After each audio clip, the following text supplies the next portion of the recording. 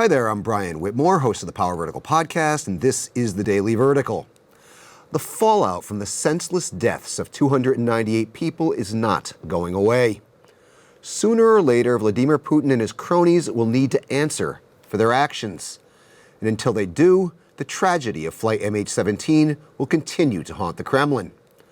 An Australian law firm has filed a lawsuit at the European Court of Human Rights against Russia and against Vladimir Putin personally on behalf of the families of MH17 victims.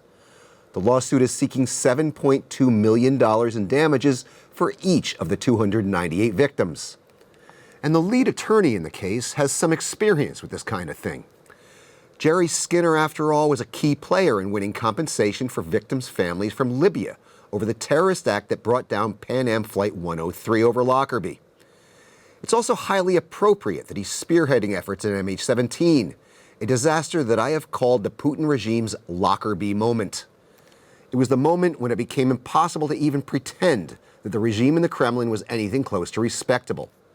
It was the moment when it became impossible to ignore that Putin's Russia wasn't just troublesome, wasn't just a mere nuisance, but had descended into becoming something deeply criminal.